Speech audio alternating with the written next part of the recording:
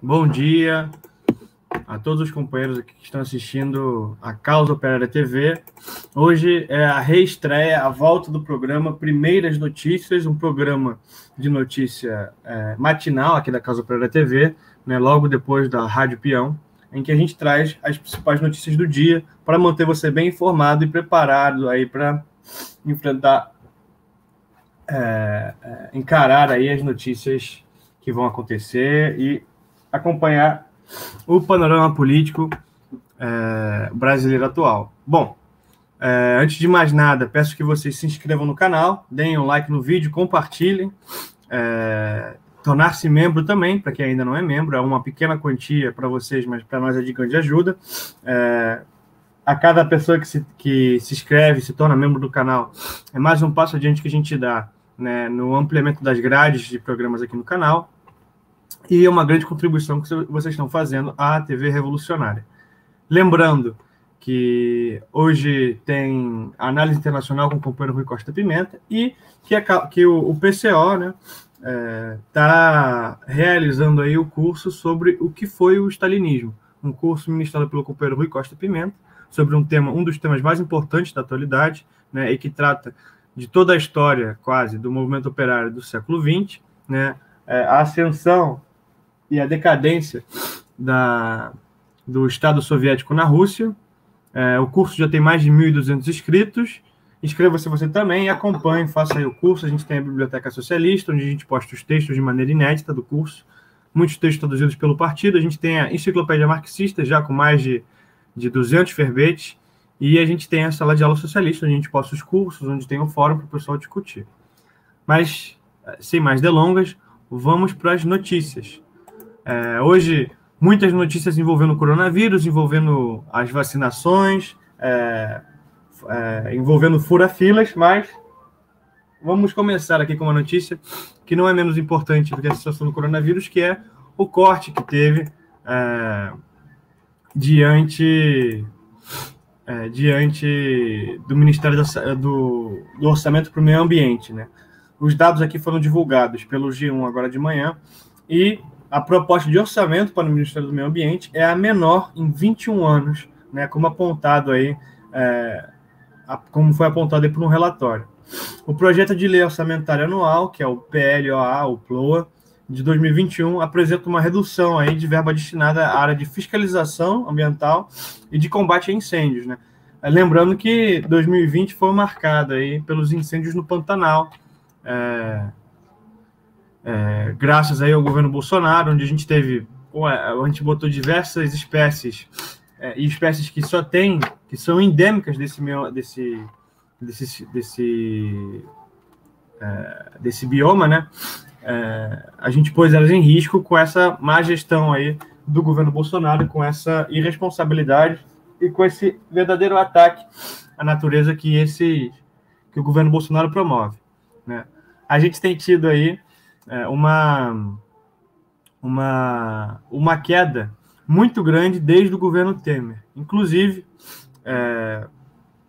a gente teve uma redução, só comparado a 2020, que já era um orçamento bem diminuto, de 27,4%.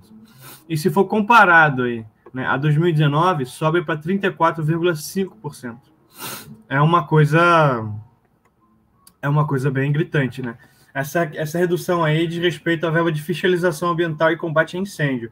Agora, já a verba para criação, gestão e implementação das U6, que são as unidades de conservação, a gente teve uma queda e uma redução em relação ao ano passado de 32%, e em relação a 2018, ainda na gestão do Michel Temer, do golpista Michel Temer, teve uma queda aí de 61,4%.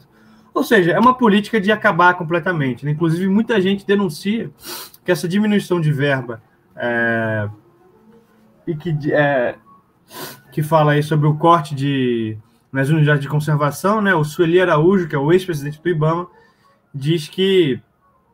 denuncia que, na verdade, é uma tentativa aí de enfraquecer tanto o IBAMA quanto o ICMBio e voltar, né, àquela discussão que estava tendo aí alguns anos atrás, acho que há uns 2 anos atrás, sobre a fusão do ICMBio e do IBAMA. Essa fusão é para enfraquecer ainda mais os dois órgãos, tirar ainda mais autonomia do Instituto Chico Mendes e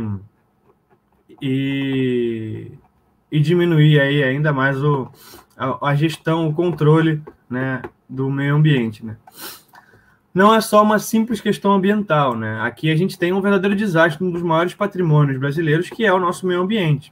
Hoje mesmo saiu uma notícia que foi descoberta aí uma nova espécie de abelha numa fazenda em Goiás, né? A descoberta foi feita, parece, aí, por técnicos da alemã, a Bayer, né? O Brasil tem uma das maiores biodiversidades do mundo, né? E não só na Amazônia, obviamente que na Amazônia é a maior biodiversidade do mundo, mas não só na Amazônia. Em todo o Brasil a gente tem um monte de espécie ainda desconhecida, inexplorada, que a gente não sabe o potencial verdadeiro dessas espécies. E ao invés de tratar isso como uma riqueza, né, como uma vantagem para o Brasil, para você poder desenvolver aí uma indústria farmacêutica, você poder desenvolver uma economia em cima disso daí, você promover um avanço científico, você pesquisar essas espécies, a gente está queimando elas ou simplesmente cortando elas e ignorando. Então, é um verdadeiro crime aí contra, não só contra o meio ambiente, mas contra os brasileiros em geral, né? Tá aí o interesse também dos golpistas de cortarem completamente a Amazônia ou entregá-las para os imperialistas cortarem. Bom, indo agora para a questão do coronavírus, foi discutido que, diante aí do colapso em Manaus, alguns governadores acertaram aí uma cota extra de vacina para o Amazonas. A intenção é que, dado o estado de calamidade que vive o Amazonas, um número maior, uma fatia maior das novas doses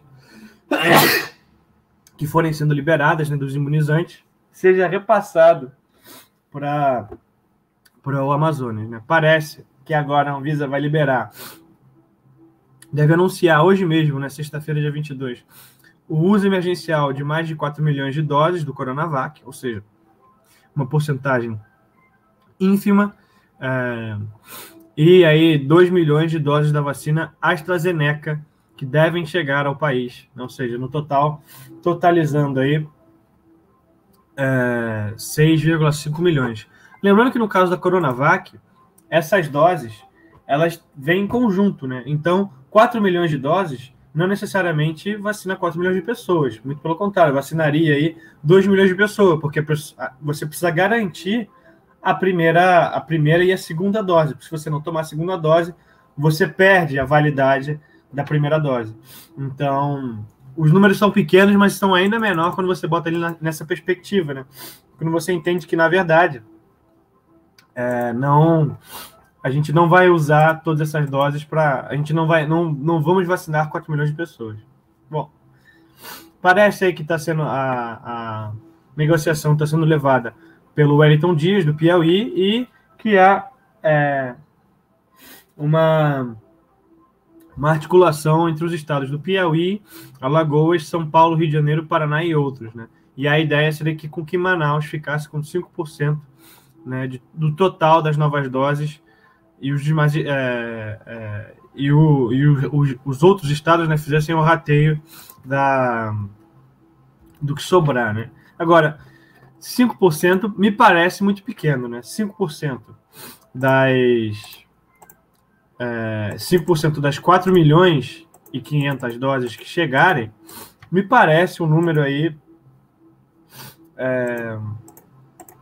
se eu não me engano, aqui dá 225 mil vacinas, não vai mudar muito a situação de Manaus. A parcela deveria ser maior, dada a gravidade aí, e o estado de calamidade é o estado, mas a verdade é que não tem vacina para todo mundo, e esse jogo aí da vacina é uma verdadeira propaganda para o Dória e uma tentativa também de propaganda do Bolsonaro, né? Uma guerra aí para ver quem vai sair por cima nas eleições de 2022. E ninguém nesse joguinho aí está preocupado com Manaus, está preocupado realmente com a população. A gente viu que houve uma vacinação farsa, tanto aqui no Rio de Janeiro como em São Paulo, e alguns estados também, onde foram vacinadas aí 10, 100 pessoas, e foi dado o pontapé inicial aí para vacinação. Inclusive foram escolhidas pessoas negras, índios, mulheres e idosos para fazer uma demagogia, como se a população, essa população que é oprimida em todos os sentidos, tivesse agora na prioridade do governo federal e dos governos estaduais, o que é uma enorme mentira. Bom, passando ainda na questão do coronavírus, né, mas passando na questão de Manaus, o Ministério Público vai apurar se houve irregularidade na vacinação de políticos, empresários e servidores em 12 estados aí e no Distrito Federal. A gente viu as notícias, né, se propagando, a gente teve mais de uma denúncia sobre fura-filas, a gente viu aí, inclusive, celebridades furando fila, empresários e tudo mais. E agora o Ministério Público estaria fazendo uma investigação sobre isso, o que mostra a decadência da coisa, né? Os números de vacinas são pouquíssimos e, mesmo assim, né, a burguesia brasileira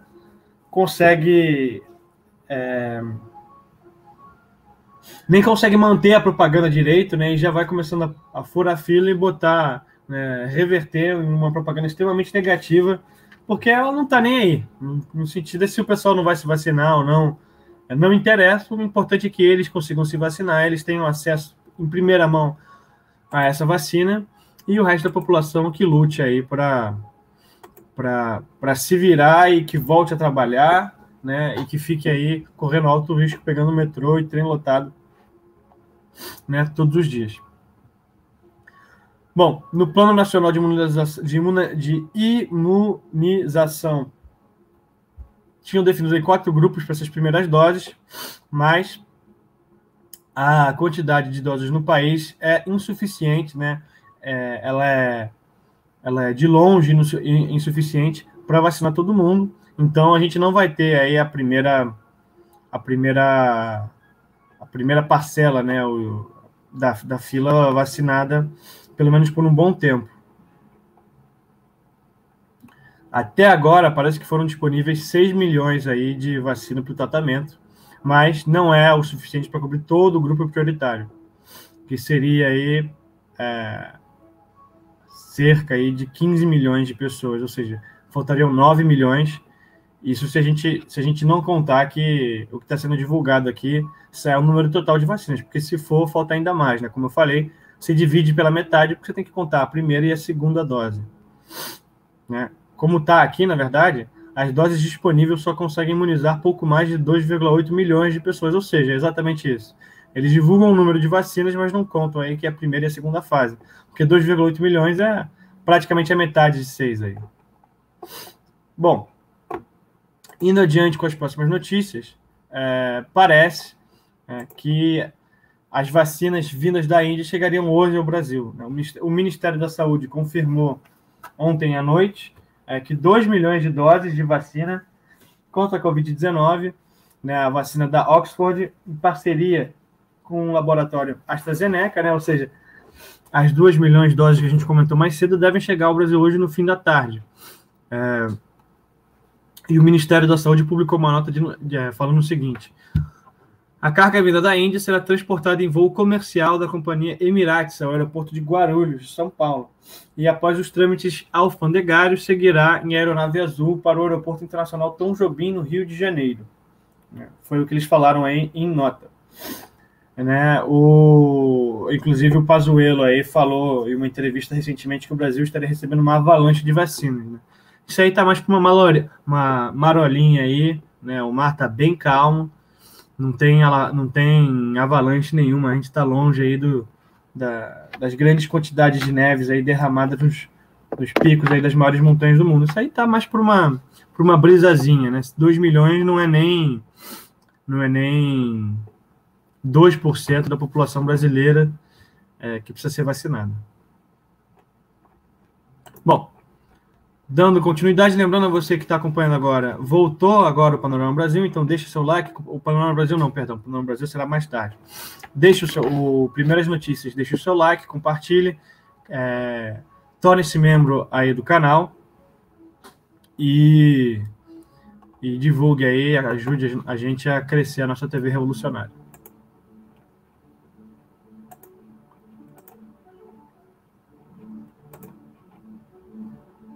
Bom, uma notícia agora da Europa. Parece que a Europa aí vê altos riscos nas mutações do Brasil e do Reino Unido, e foi divulgado aí também que a Europa decidiu fechar alguns voos internos, né, dentro da Europa que não fossem essenciais, vão restringir aí a circulação nos aeroportos. A decisão parece que foi tomada hoje mesmo. Bom, mas ainda se referindo, né, às 3 mutações do novo coronavírus que foi descoberto no Brasil, no Reino Unido e na África do Sul, a Europa diz que representam um elevado risco de aumento do número de infecções na Europa, que podem ter consequências com aumentos significativos nas internações e mortes. Foi uma informação que veio do Centro Europeu de Prevenção e Controle de Doenças, o ECDC, né, uma agência ligada à União Europeia. Parece que a diretora do centro, que é a Andrea Amon, falou que estamos vendo a deterioração epidemiológica em áreas onde já há transmissão das variantes da SARS-CoV-2. E ainda, segundo ela, né, a elevação do número de infecções vai levar ao aumento das internações e taxas de morte em toda a Europa. Ou seja, todo mundo aí com medo da segunda onda e, em alguns casos, até da terceira onda. O Reino Unido, né, depois dele, vários outros países europeus fecharam as fronteiras de novo e estão cogitando adotar uma medida para evitar propagação em seu território das novas variantes mais transmissíveis. E a Comissão Europeia já afirmou que as barreiras vão prejudicar os mercados aí, né? O fechamento de fronteiras.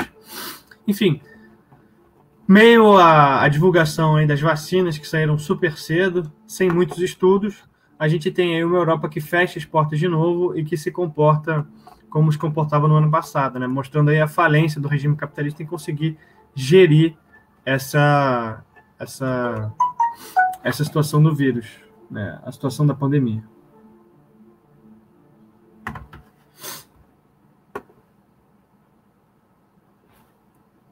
Bom, voltando aqui à pauta, parece aí que mais de 40 milhões pediram auxílio-doença aí, por causa do coronavírus. Mais de 40 mil trabalhadores precisaram aí se ausentar por mais de 2 semanas, né, mais de 15 dias, no serviço por causa da Covid, Covid-19, né, em 2020. E de acordo com a Secretaria da Previdência e Trabalho do Ministério da Economia, né, essas 40 mil pessoas receberam auxílio-doença entre abril e dezembro do ano passado.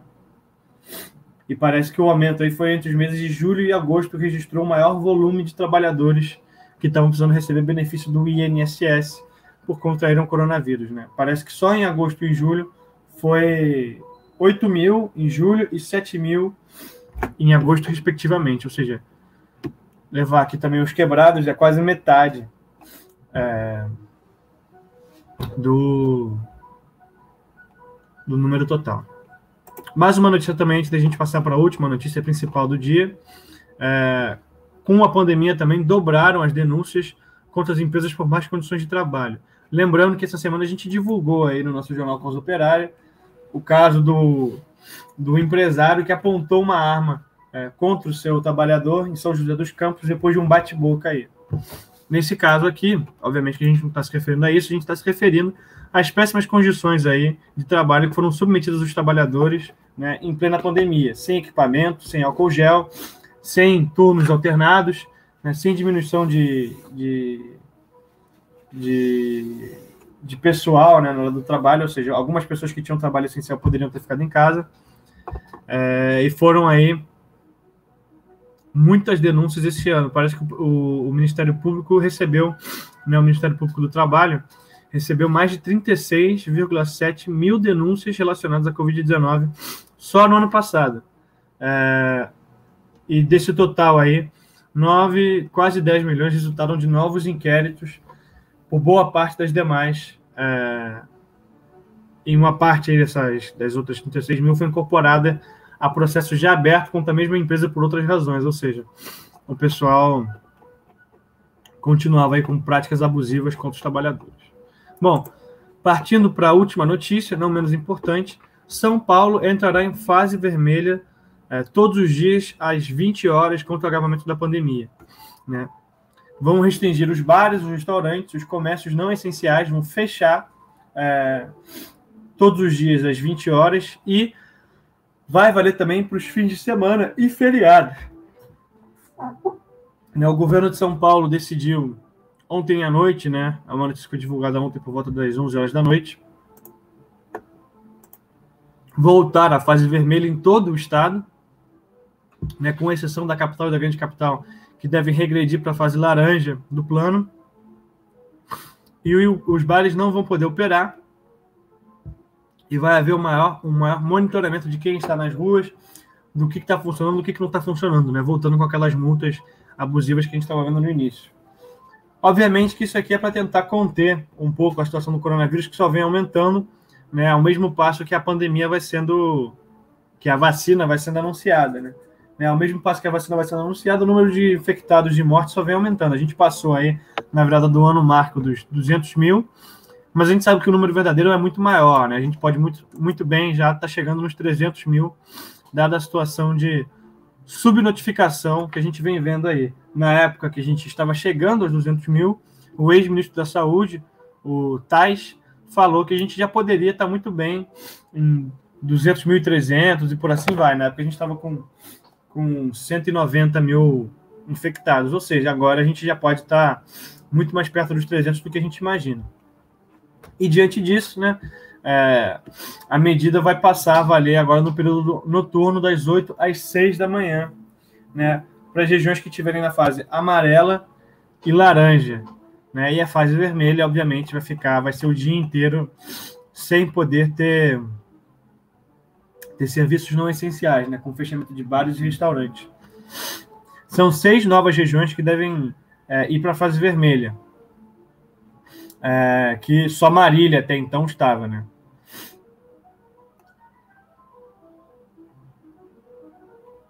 Parece que no final de 2020 a gestão colocou o estado na fase vermelha durante as festas de final de ano, coisa que a gente não viu realmente acontecer, né?